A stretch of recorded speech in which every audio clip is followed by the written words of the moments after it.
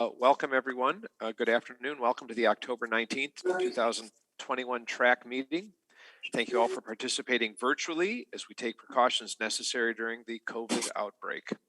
We have developed several methods for the public to comment prior to virtual meetings, and if we'll put up that screen. First, of course, during the meeting, you can provide public comments by calling on the public line, area code 415-655-0002, and use the meeting ID as you see 180-155-7070. If you call in, you're allowed to speak for 3 minutes. Make a public comment today. Please call 415-655-0002 and use meeting number 180-155-7070. The second option is by a written comment, which you should have already sent prior to the meeting and sent by snail mail to PSTA. We'll see in a second if anyone did that. The third option is you can use email either prior to the meeting, so we would have already had it, or during the meeting. And as you see on the screen, you can send that email to publiccomments@psta.net. Go ahead and close that screen. Oh, I'm in a real tough spot here. I will call the roll. Our intent is just to hear if you can do it, if everyone will unmute, and after you say here, go ahead and mute. Let me run down the list, see who's here, and make sure we can hear you. Of course, you can hear me. I'm here, Duncan Kovar. Chelsea, are you here today? Yeah. All right. Roman, are you here? I didn't see you. Deborah? Yes. All right. Gloria, I saw you. Yes. Hey, this is Roman. I'm here. I'm sorry. Roman, great. And again, we're making sure we can hear you in case we have conversation. Yep. I wasn't. Roman, thank you. Great. Gloria, is Andrea here? I am here. I did not see her. I'm here. Jason, I saw you. Are you here? Sure, I can hear you. I am here. Did you hear that Andrea's here? Is Andrea here? Yes, Yeah. I'm here. I could not hear her. My camera's dead right now. I'll reboot in a minute. All right, so we'll come back. Mark O'Hara, is Mark here? Yes, I'm here. Great. Max Johnson?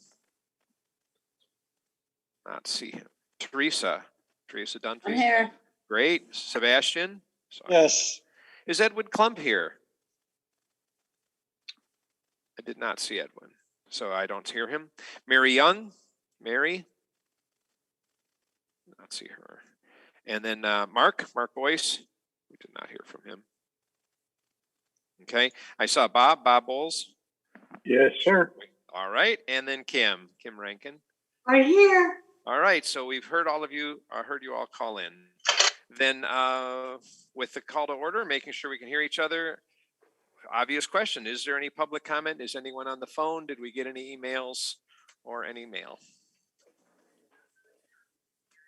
There are no public comments. Once again, always the bridesmaid, never the bride. Then with that, let me go ahead and do my duty and give the chair report. I'll do this as quick as I can to let you guys remember that, the big boys, the actual board of directors meets once a month. You can watch it.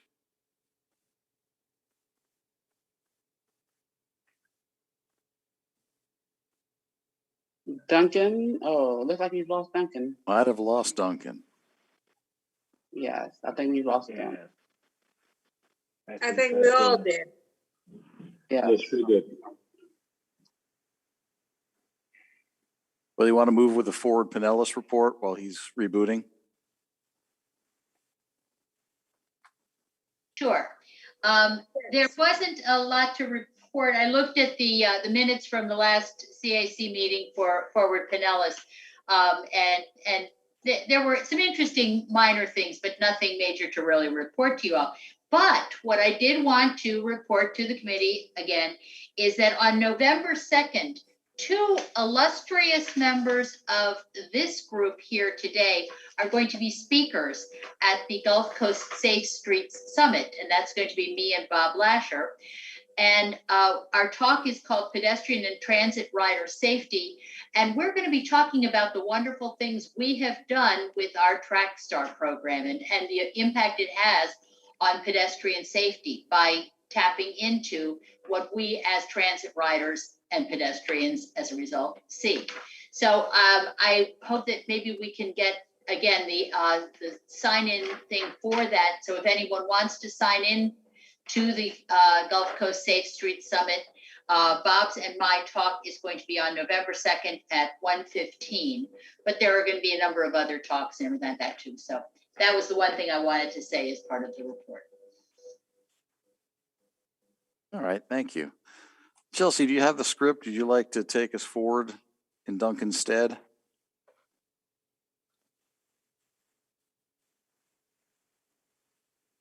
We'd be at the info items right now.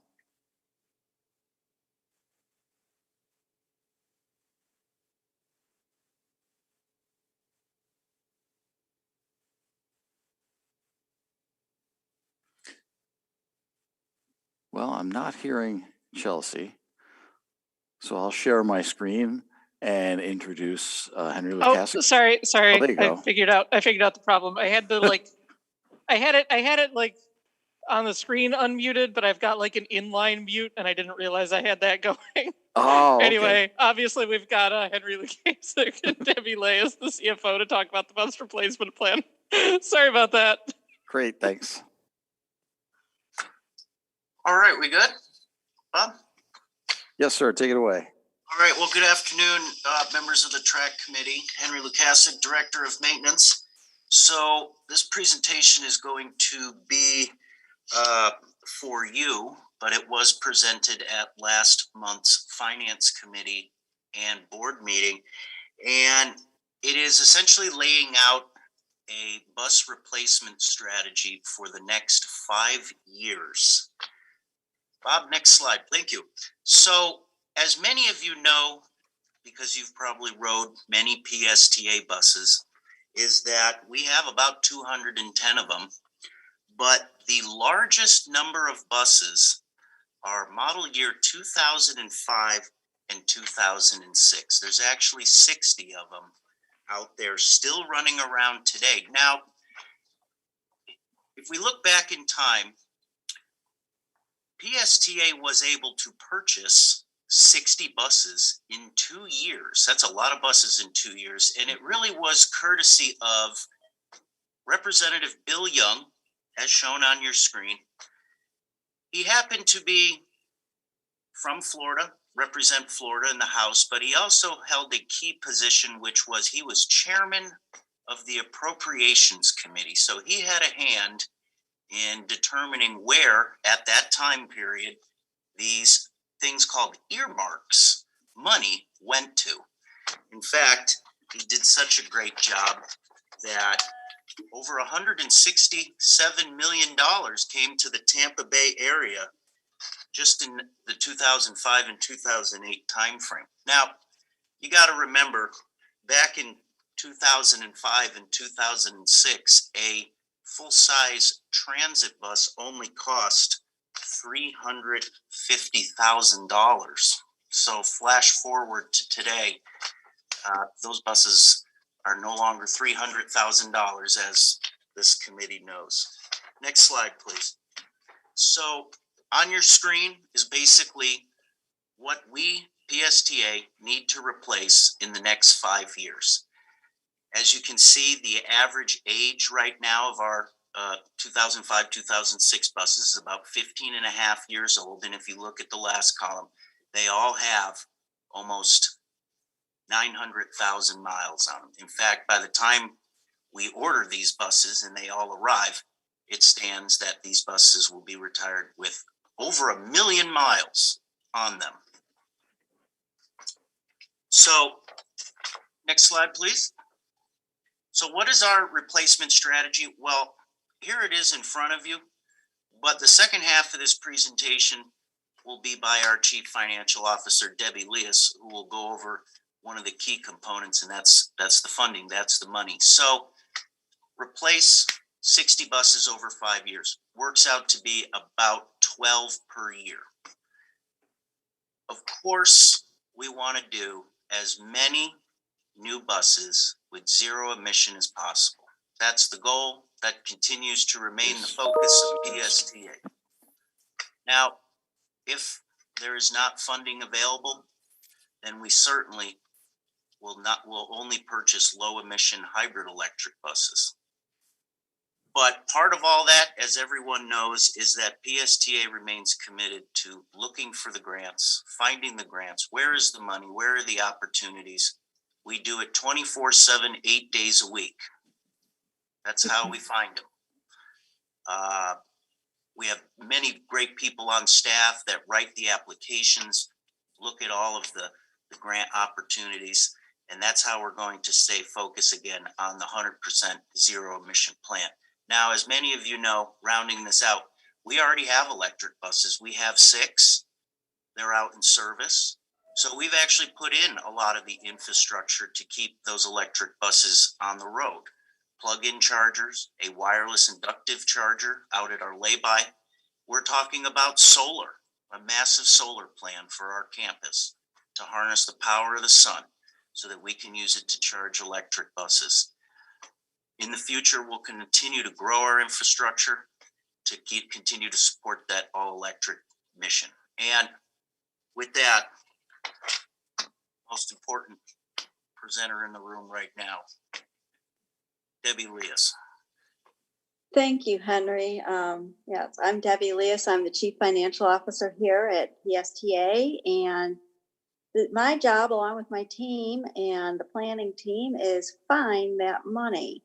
And right now, today, PSTA gets federal formula money. And out of that formula money, I already have around 18.6 million. And then we've got money that we know we'll be getting in dedicated to buses. So all in all, I know today that I will have $46.1 million to go towards replenishing those 60 buses. Next slide, please.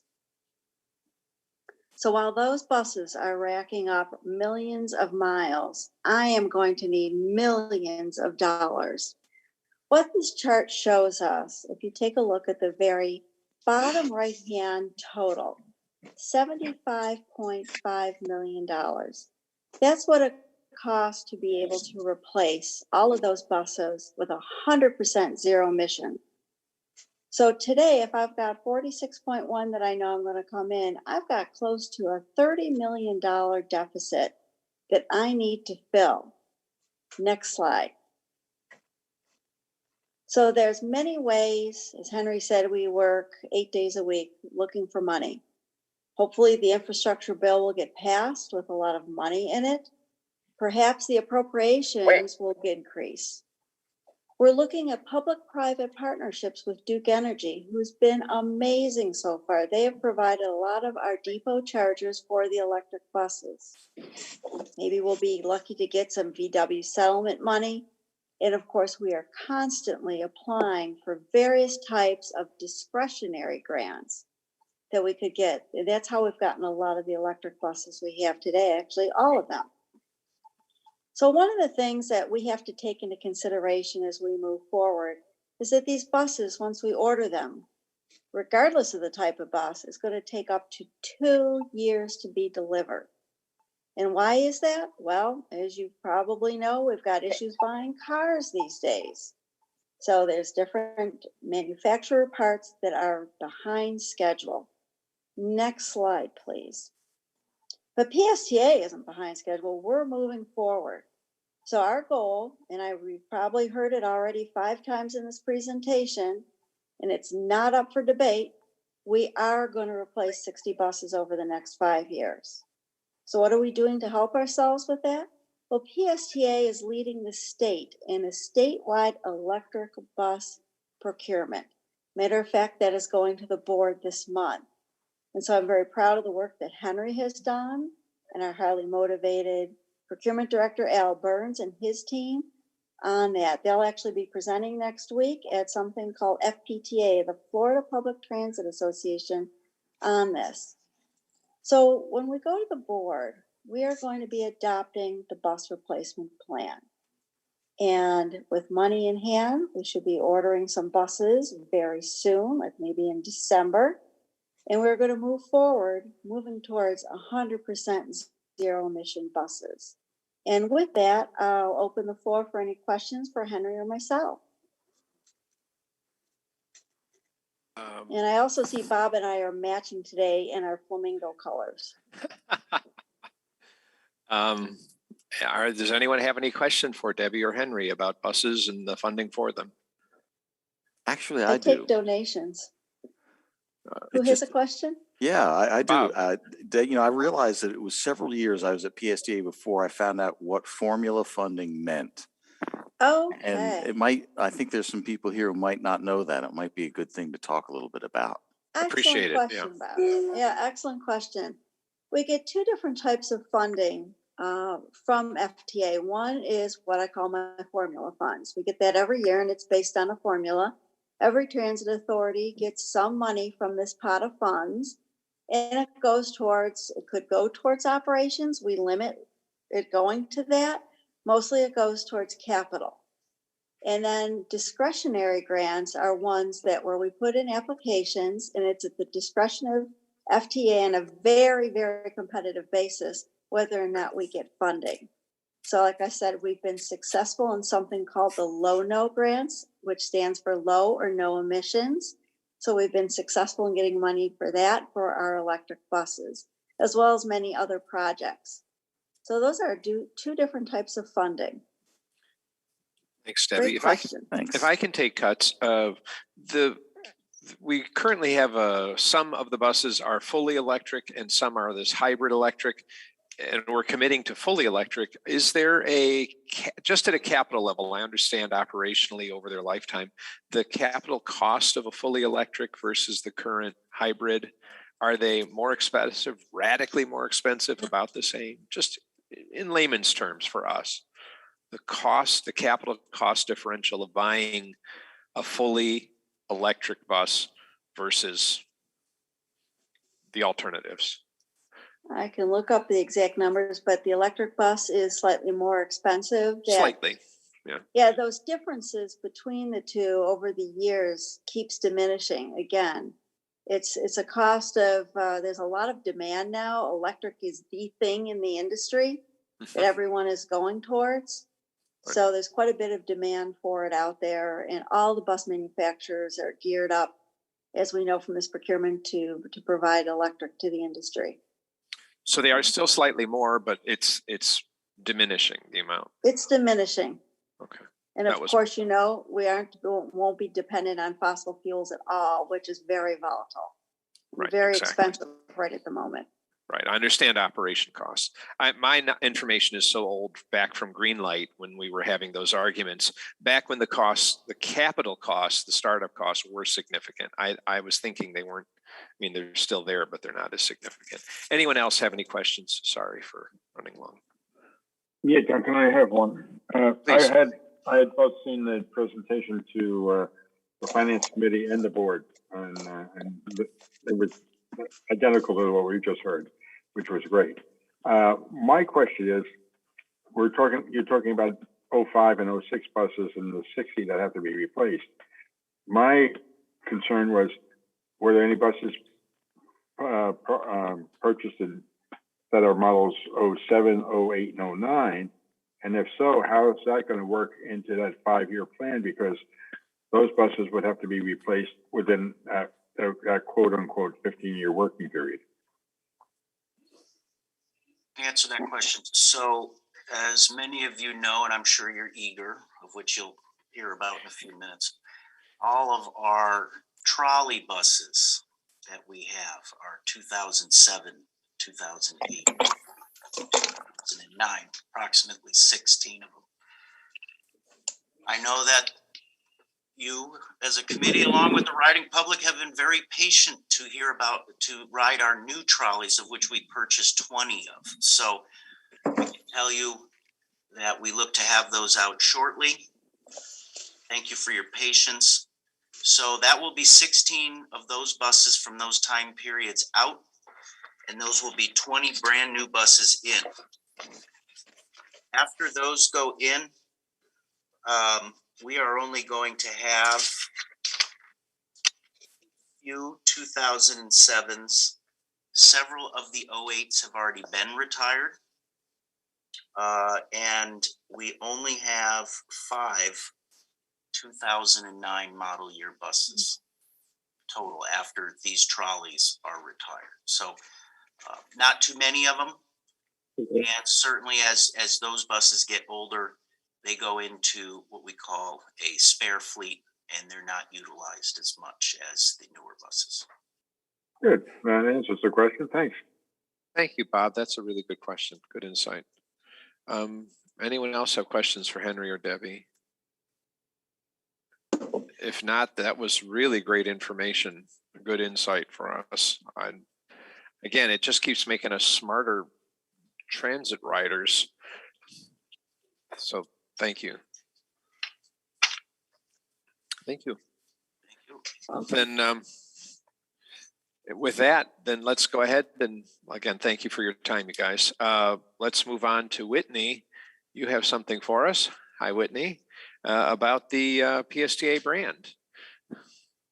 Yes, hello, good afternoon, TRAC Committee. It's so nice to see all of you, and thank you for having me. My name is Whitney Fox. I am the Director of Communications and Marketing here at PSTA, for those of you who don't know me. And I'm here to talk to you today about our very exciting new PSTA brand refresh initiative that we're working on. So if you can go ahead and begin. Thank you so much. So first, I'd like to start with a fun blast from the past, back when we were called the Central Pinellas Transit Authority. Here's an image of one of our vehicles back in, I believe this was in the 1970s. I won't ask you to raise your hand if you were around during this time, but this was one of our vehicles that we had before PSTA was established. Next slide, please. Then in the 1980s, PSTA was formed, and so was this amazing retro logo and bus design. You can see the orange PSTA logo here and the 1980s branded vehicle that you will see was one of our originals here at PSTA. Next slide. And then in 2005, PSTA went through a major rebranding where today's logo was created. So this is our 2000s look. You'll find the blue PSTA logo and the blue swoosh on a lot of our bus designs and brand collateral materials. So this is a design that you'll see a lot on our older diesel fleet vehicles at the moment today. And you'll notice where the PSTA logo is located. A lot of times, unfortunately, it does get covered by advertisements that we have on our vehicles. And we've noticed that this has become quite an issue when it comes to, of course, our brand image, but also those logos are actually decals, almost like a sticker.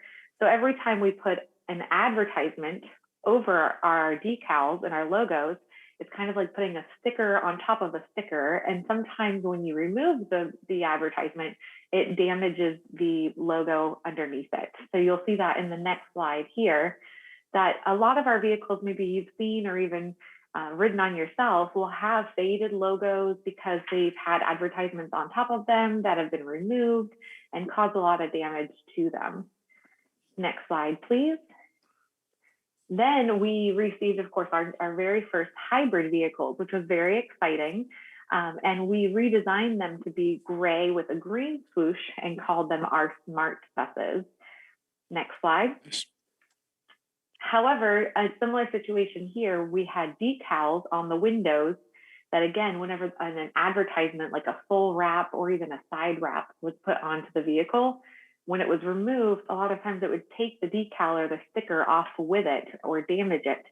So again, keeping up with the maintenance of replacing decals, putting decals back on just to put another advertisement on top of it was really becoming unsustainable and very costly. Next slide, please.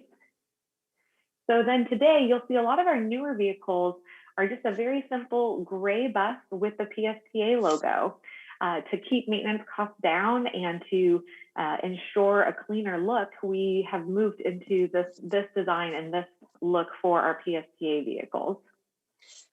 And as you'll notice on the next slide, one example I wanted to give was for perspective. Here's an example of a positive media story that we received where they used an image of one of our vehicles. And of course, the PSTA logo is faded.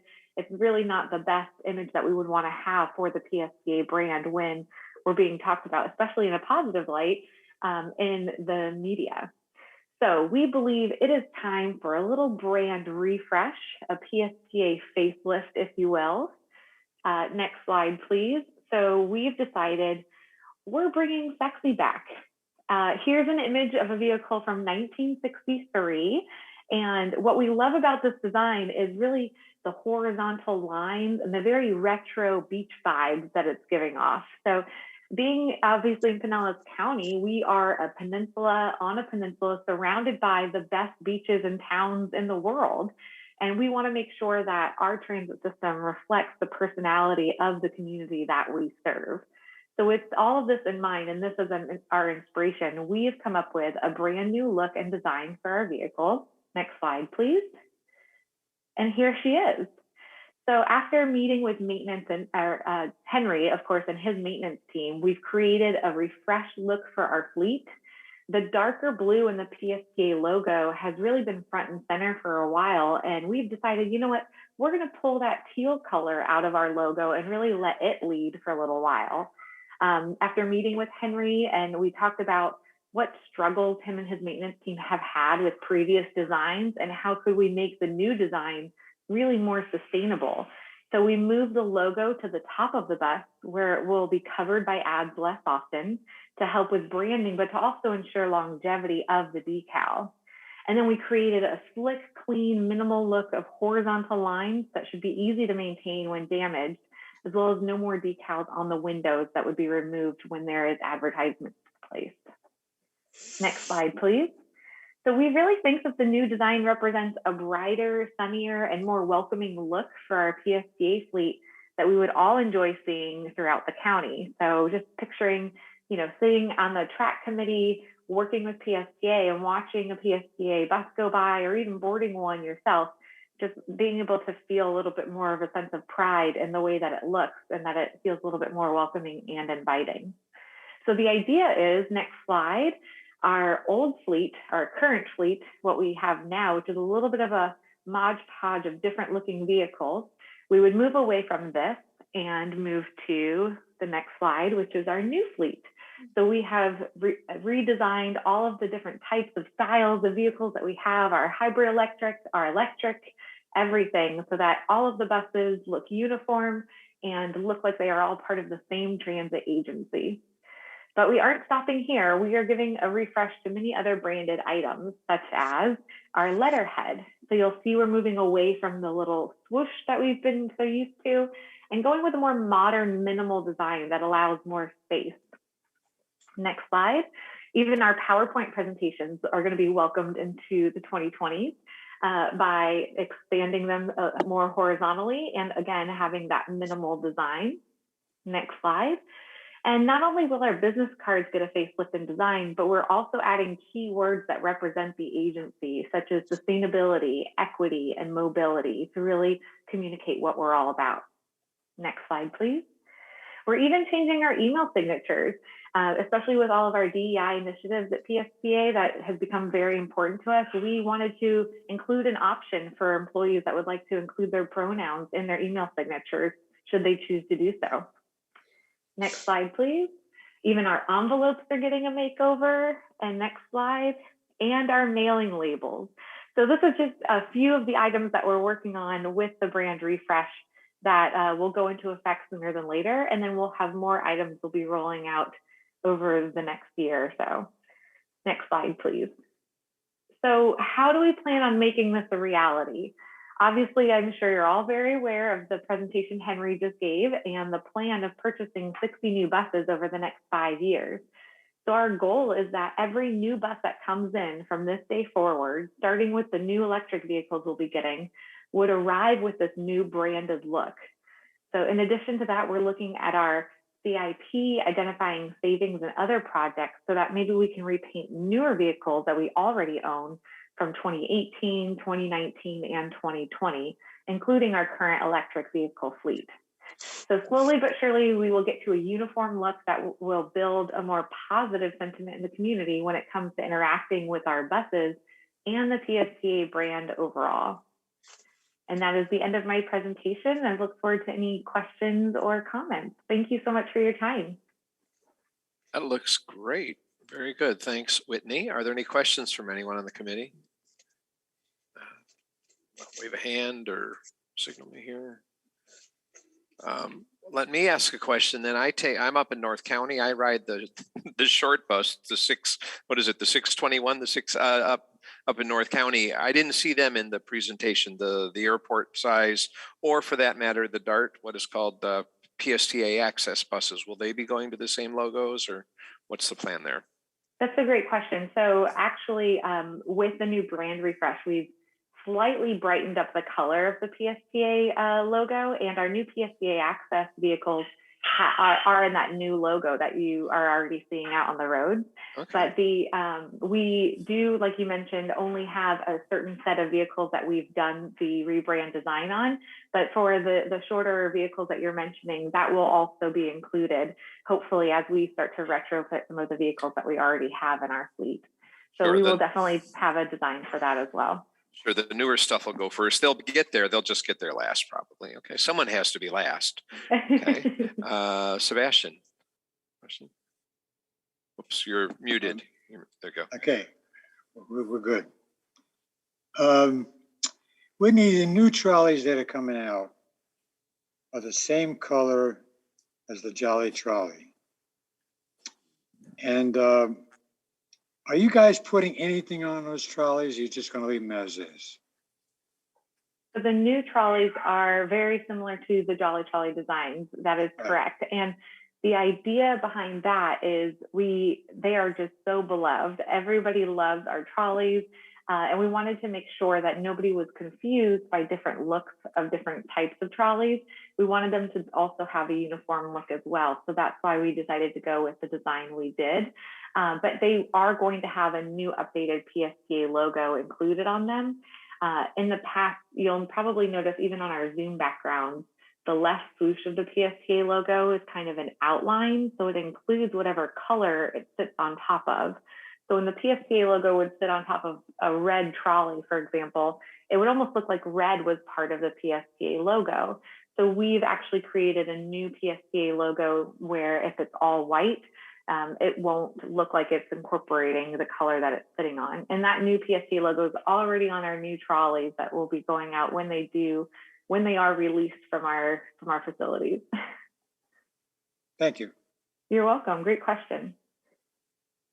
And the Sunrunner as well has a slightly different color, right? So in the end, when we get here, there'll be 3 different colors for the main fleet, the Sunrunner fleet with the sun color, and then with the trolley fleet. Is that right? Well, luckily, the Sunrunner vehicles are like fully teal colored buses with the Mr. Sun decal and the Sunrunner logo. So we're hoping that'll incorporate this new look that we're going for the rest of the fleet as well. That's interesting. There's no intent to wrap those Sunrunners with lawyers and McDonald's ads, right? Yeah, because it's got right. It's way too important to be doing that. Okay. Yeah, I was at the board of director meeting when the discussion of how buses really were just rolling advertisements without even a logo on them, and that I hadn't really caught it. I mean, I'd sensed it, but when someone finally put words on it, I thought, you're absolutely right.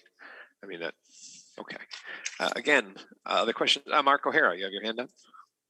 Yeah, I have a quick question. In regards to the trolley, someone said something and it triggered something in my head. The trolleys that currently run up and down Central Avenue got their color because they're the same logo as the old. I can't share my screen, I don't think. Oh, yes, I can. Hold on a second.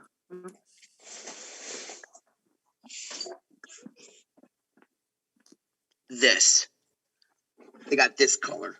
So Grand Central has changed their logo to be more gold. Are the trolleys that come out going to be a different color? Or are they going to match the Jolly Trolleys downtown? I believe they're very similar to the Jolly Trolleys. They are red and yellow. Okay. Slightly different than our previous trolleys, but more uniform so that they're all in line. So there won't be any blue or unique designs. They'll all be red and yellow. Okay. I wasn't sure if they were matching up with like the new logo of Grand Central, since that's kind of like how they got that color to begin with the first time we did it. But you know what? Uniformity is a good thing. So, okay. No, great question. You're right. The trolleys sort of have now a life of their own, that's become their color. I didn't know that was the history of it. It might have come from Campbell's soup for all I know, but now it's that's their color. So as they're going on, I'm sure they're going to stay red and yellow. Well, and that neighborhood takes pride in having their banners up and down Central Avenue in that color. I think, there's somebody who just presented who might live near me and knows that Grand Central takes their pride in their area. Absolutely. Another question, please. Anyone? I'm seeing hands up, although I think. I was gonna. Teresa. I don't know how to put the hand. Oh, you're doing fine. Just wave. Go ahead, Teresa. No, I was just saying that, when you're downtown, especially St. Pete or wherever, it's really good to see that you can recognize what the trolley is and which trolley is which between the cat and the Suncoast trolley when you're on the beach. I like them being uniform, but with the separate ones being that way. I mean, they will still basically stay the same. Yeah. And having a clean logo and a single look is very, very important, no matter what bus is showing up. And you're right, a lot of them are, let's not use the word trashed, but beat up. So when they're showing up different ways, I'm still bothered. I'm now more on Central Avenue more than I used to be. That a lot of times a trolley shows up and a lot of time a bus shows up. So sometimes I'm looking down the street, where is like any good rider, where's my bus? And sometimes it's red and yellow and sometimes it's white and blue. I don't know. I've not kept track on that, but it's sort of like that. Every once in a while there'll be, I don't know, usually they're the same trolley, especially the Central Avenue, the cat. Because especially if you're running from one to the other, when you see it, you can recognize it. I like the fact. Yeah, absolutely. Yeah. Right. More questions? That's great information, and it's exciting. I didn't realize that swooshes are now obsolete. I have to go through my closet and throw all my swoosh shirts out, huh? Like thin lapels and then thick lapels and thin ties, and I'm still wearing spats. I don't know what you guys are talking about. Anyway. All right. Okay, we'll get you some updated gear, Duncan. Don't worry. Thank you. All right. Well, that's good information. It'll be great to have a fresh look on everything. That's good. Thank you so much. Thank you, Whitney. Thanks for your time. And then that's everything on the agenda. Bob, you said you had one or two things you wanted to squeeze in? Yeah, a couple updates. And I've got to call out Mark and thank him for bringing up a piece of trivia that very few people at PSDA still remember. Absolutely. I'm very impressed. Just an update. I know it's our big project. It's the Sunrunner that in the last month, we have started construction on the final 3 stations. So it's going very well, knock wood, seems to be on course for scheduled start next summer. And I just, I get a lot of questions about that. So I wanted to bring that up. We have had some slow track recruitment over the last month. And so we've extended it to November 15th. So if you know of anyone, you want to encourage them. I know earlier we were talking before we got on about the CAC and others. If you want to encourage some of those members from the MPO, see if they want to apply, please do that and point them our direction. And then an update on Flamingo. In a meeting we were talking about this morning, I wanted to pass along, because I don't know if we told the track yet. We have decided to extend the time period when MagStripe cards will be accepted. It was up until the end of this year, and right now we'll probably extend it beyond that, but we don't have a firm date yet. And it's a very common question, so I wanted to make sure you all had that information. That's it. Thanks, Bob. And how does everybody like Bob's hot pink flamingo shirt? Oh, we love it. Love it. I got to say, again, I'm spending more time on Central Avenue, that those big Sunrunner stops are impressive. I see where they're going in, the strategy of them being a certain distance apart. Of course, I'm, as a track member and ambassador, whenever anyone talks about it, I make them regret asking a question. Anyone who ever says, what is that? Oh, they say, I'm never going to ask him another question.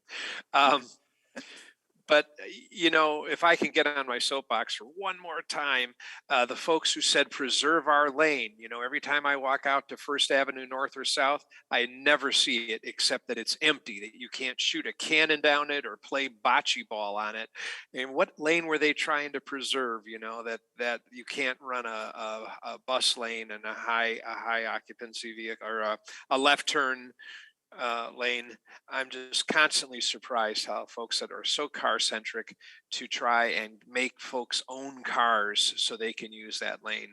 Yeah, I'm very, very happy for what we're doing down there to make transit more accessible. Thank you, I guys. have a question, Duncan.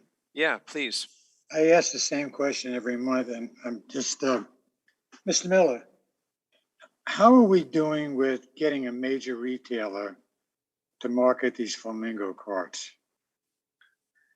Very good question. Very good question, Sebastian. Yeah. Well, we're making a little bit of progress.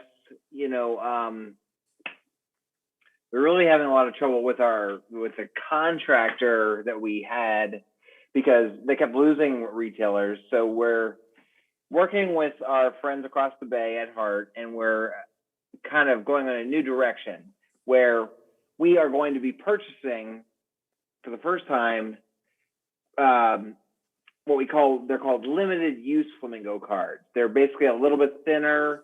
They come like on a little hook. They call them a J hook. You know, like when you go into a Publix or a CVS and there's that big huge rack of Applebee's and Amazon gift cards and stuff that you can just buy off of. Right. Those kinds of cards, but it'll be a flamingo card, and it'll have a preset value of like $10 or $15, something on it. And we're going to be buying those now. And then we will be ourselves, rather than probably using a third party, we will be making the arrangements with CVS's, Publix, and other major retailers in the Tampa Bay area, just like we've done for many years in the past with our own fairs. Right. But now we'll be working together across the whole Tampa Bay to get those kinds of what we call limited use cards into those major retailers. Because our number one priority really in Pinellas is to get major retailers along the Sunrunner line in St. Petersburg, especially because that there won't be any other way to pay. You'll either have to have the Flamingo card or the Flamingo app on your phone. So we want to find CVS's, Walgreens, Publix, those kinds of places along Sunrunner, especially to make sure our fares are accessible to everybody. So the amount on a card, I think, is a much better situation than asking Publix or CVS to download a specific amount. You know, it's just like you buy an Applebee's card, like you said, and it's a lot easier for the cashier to take the card, give them $10, and you got the card in your hand, or whatever, right. However it works. So I think that's a much better idea than trying to get somebody to download them. Sure. So have prepaid cards and the phone app. Let those be the two techniques rather than this. Yeah, well, and the regular Flamingo cards we already have out there for a lot of people that are regular riders. But we think this will be good for tourists too. Just like you said, Sebastian, that's one of the reasons that Bob said that we're going to extend the use of the mag stripes a little bit into the new year so that we can get this rolling out to all these major retailers in the springtime. I'm sorry, Brad, and this, I guess I'm talking out loud in case anyone else had the same thought as me, that card sale that way is going to be shared among all the different counties, but it isn't the sale of the card, it's the consumption of the card that goes either to PSTA or HART or PCPT. So it doesn't matter if I go into a CVS in Hillsborough or a CVS in Pinellas to buy this card, that I'm always worried about PSTA and HART say bickering about whose money is it when I go buy this card, but it's really which bus I get on is where the revenue occurs, right? That's right. We have an agreement in place with all the counties on how to allocate the revenue, and you're right, Duncan. It is based on where you actually tap your card. what county you actually ride in, not where you necessarily bought it. So it'd be great to get as many cards out there, no matter where you live. Just go hurry up and buy a card so that it's sort of burning a hole in your pocket so you'll jump on a bus. We don't care which bus, just get that card in your hand. I see it. That's a good strategy, Brad. That's especially if the other one's falling apart. Okay. Any other questions there for everybody? I was wondering, I guess this is kind of a minor, like, finicky one, but do we have like an ETA on when the bus stop by, like, there's two stops downtown-ish that I think are Sunrunner stops, or just being upgraded. There's the one by the Publix on like 3rd Street, and there's the one by the other Publix actually, and both of those are kind of temporarily closed / placed. They're placed in different places. I was just wondering when those are reopening, I guess. And Chelsea, let me chime in and say the same with the Pasadena and Gulfport there by Pet Supermarket, Dunkin' Donuts. It's been torn up. It was a historic trolley stop and the 14 and that newsstand. I don't know that the buses know to stop, or I don't know. I just walk to a different stop rather than use that one. I mean, until we sort of get that together. But the same story downtown. Yeah, the ones I'm talking about, like the one on like 3rd Street specifically has like, a little sign saying that it's at a different spot.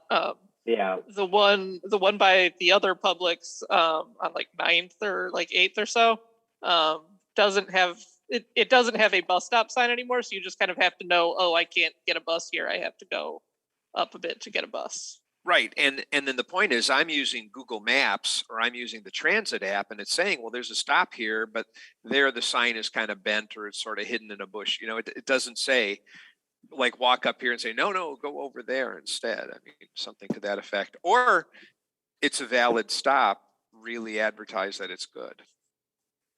Yeah, do you guys know what we're talking about and what's the status of that?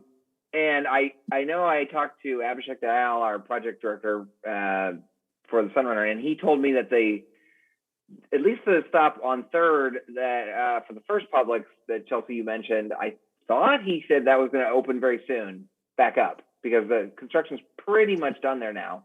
And then I'll have to check on the other Publix. I didn't realize that station pretty much has been done for a while. So let me find out about that. And then Duncan, it looks like they're like waiting to put in traffic light, or not traffic lights. It looks like they're waiting to put in street lights on it maybe or something. There's kind of like metal poles that don't have anything going.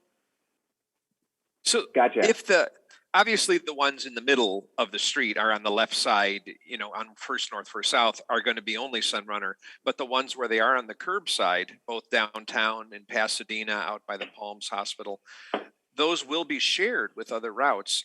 I take it even though the curb is deceptively tall, it is compatible both with the standard bus and the trolley and the Sunrunner. Is that correct?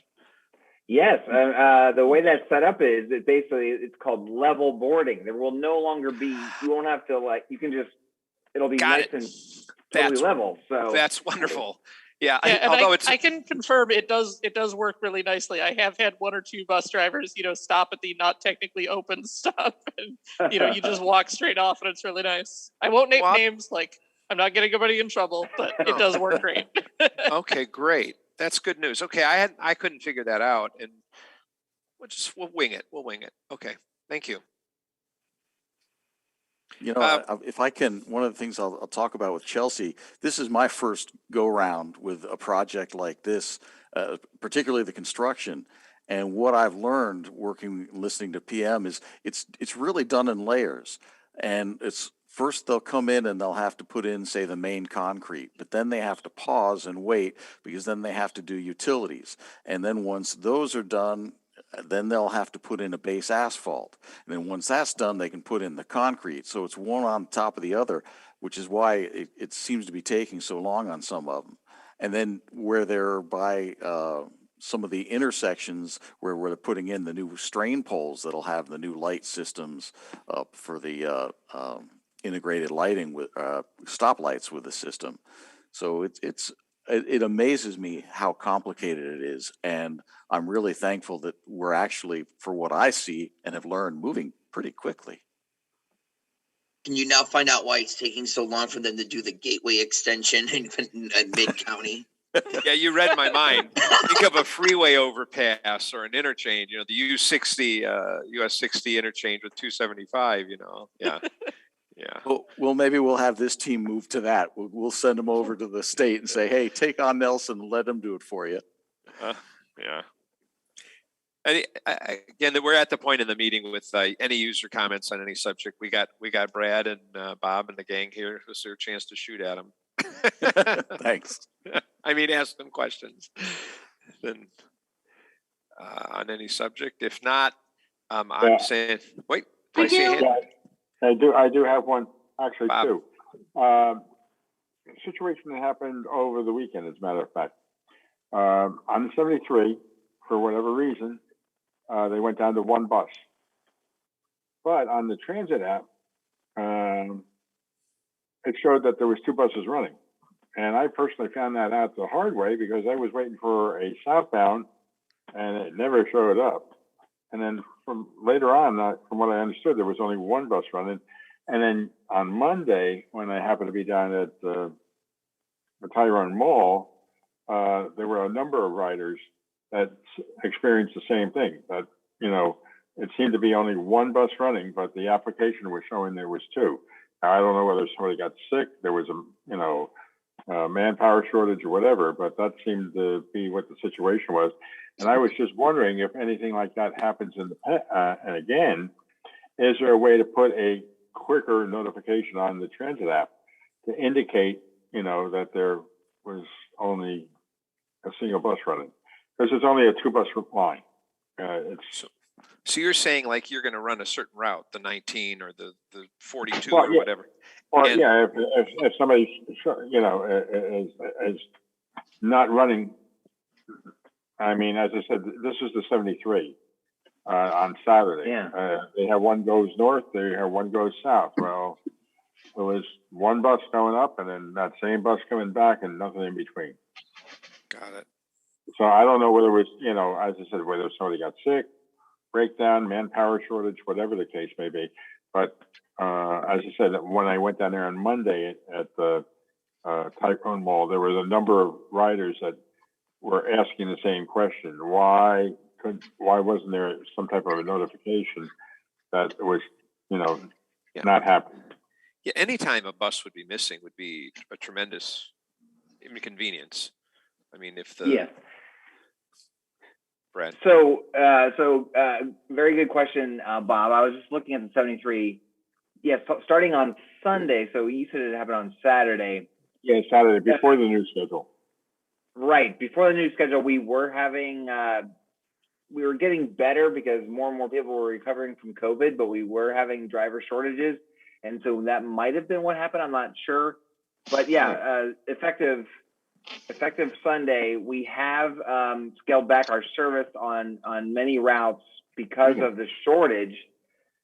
We're looking pretty good though. We're hopefully gonna get out of it very quickly because we have a driver class of 20 some that is about to graduate, and then another one that's going to start, a big class of new hires. So I ran into some of the trainees on up at the Clearwater. Oh, good.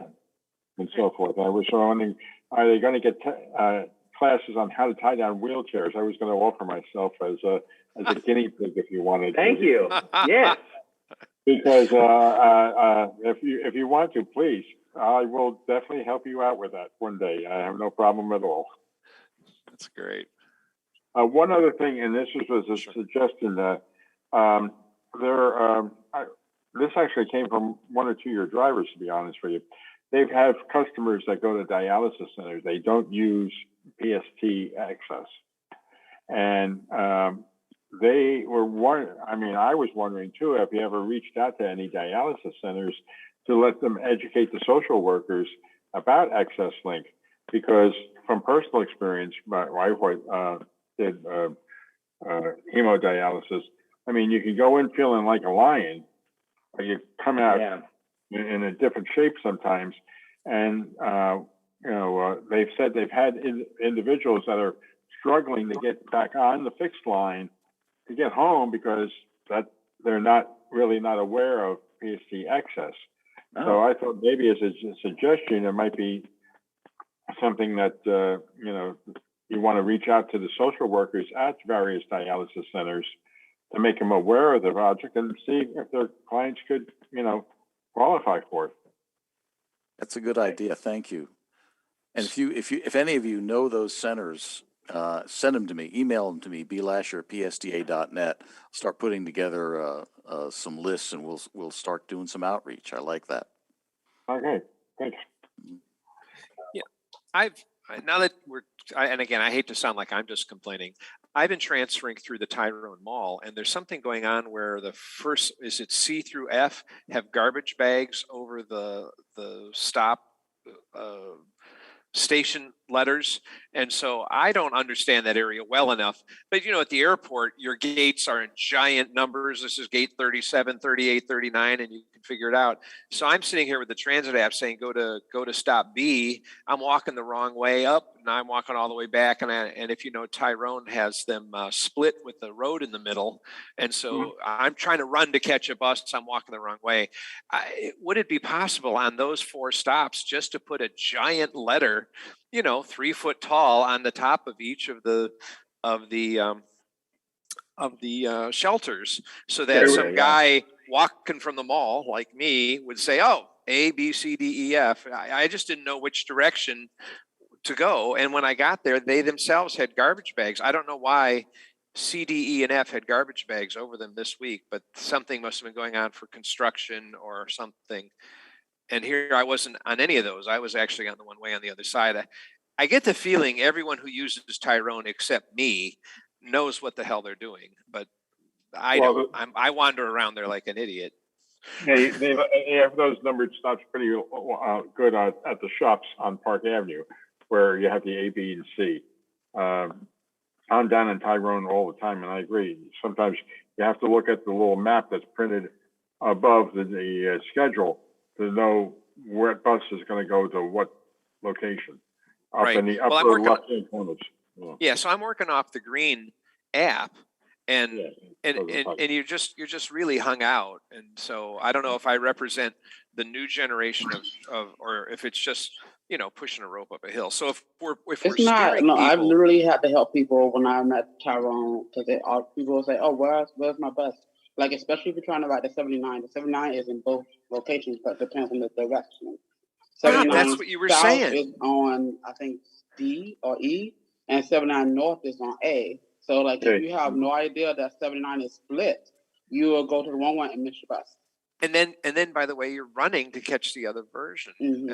And then, of course, it's also a time stop. So you run all the way over there, and the guy looks at you like, "What? I got 15 minutes. I ain't leaving. I'm on break." And so you look like an idiot. You're sweating and all that. I mean, that's just as kind of goofy. And those are the stories that people say, "Well, I don't like to take the bus because I don't know what I'm doing." Somehow, when you do that at an airport, at least you get to go to Las Vegas when you're done. Here you're just going to 7-Eleven or whatever. I have a comment. Please, thanks, Kimberly. Save me. I am one satisfied PSC access paratransit client. I just want to let the community know that PSC access is providing good, reliable transportation to paratransit clients in our community. Excellent. That's great. I mentioned that there were problems when calling into reservations. Since my last report, I've experienced short wait times and great customer service from the reservation team. Yay! Yeah. All right. I also mentioned that PSC has been late on multiple pickups that I scheduled. Since my last report, PSC access has been on time or within the ready window guidelines for my pickup that I requested. I feel that PSTA is meeting and exceeding the standards that they set. Thank you, PSTA. Excellent. Thank you, Gavin. That's great. Yeah. Good to hear. I agree with that very hard because it's quite different than where it was before. One thing I do have to mention on the opposite side, and this is it for MOD, if there's any way to get wheelchair transport dispatchers to tell you what the actual waiting time is. Because I've been told 20 minutes, call back later, because 20 minutes have passed. Oh, it's another 20 minutes. They told me 20 minutes one day, and they actually pulled the driver out of Tampa. And there was no way, and you know what, they would get from Tampa to where I was in 20 minutes. Yeah, so I mean, and I've even told dispatch, I said, you guys just have to be more honest. I don't mind waiting if you know that it's going to be an hour. But if I'm told 20 minutes and I'm still looking for them and they're not there, then, you know, it's frustration for you, frustration for the driver because they're pushing them, and frustration for the dispatcher. But they just have to be more honest with their wait time. But other than that, both services are doing good. That's great news. Yeah. All right. Any other comments or questions? Guys, this is good. I can't wait for COVID to be over.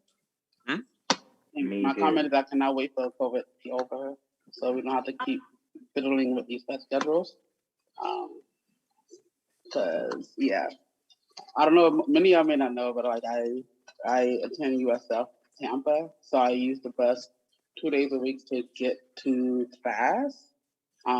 Because it was a 6-hour round trip. So, but now I'm having to figure out how I'm going to do because of the COVID shortages. Like I don't know, the buses are not lining up anymore with the Hillsborough bus changing I don't know, but it'd be lovely for COVID-19 to be over, so we don't have to deal with this. Oh, sorry, it's just no. I'm afraid, Brad, you can't pull a rabbit out of your hat on that surely one. Cannot. Right? I wish you could. I wish I could too. If you know anybody on Earth that is interested in a great job, send them our way, and we'll train them and get them ready. Yeah, I have been. I've been letting people know that you all are hiring. Oh yeah. All righty. Well, then I will second Bob's notion that we need to find members that we're short. We're already down a couple and we're going to lose a bunch. Next month will be my last meeting. And then if you know anybody who's a regular transit user, kick them one. And I saw the message, any of you using the green app that said, hey, if you are using this app, you should be on track. So let's see if we can't get some other users here. If there's any other questions or comments, Who's our next replacing meeting. you? Please, what? Who's replacing you? Just I mean, you did whoever's. such a great job. Thank you. I appreciate it. replacement? It's new people will be seated, and then you guys will have to. Whoever draws straws, whoever gets the short one will be chair. Anyway, our next meeting, my last meeting, will be November 16th, 4:00. Same way through Zoom until COVID is over. Right? No more face meetings. Teresa, question? I think she's just crossing her fingers. All right. Well, we'll see you. We'll see you guys in a month. Drive safe, ride safe. We'll see you then. Bye-bye. Stay safe, everyone. Yes. Stay safe. Thank you, everybody. I was trying to say it's my last meeting also. Oh, that's right. That's right. Thank you, Teresa. Bye. Thank you. Thank you. Hope we see you in 6 months. I hope Good so. one, everybody. You can reapply. Everybody have a good month. All right, you too. Thanks, everyone.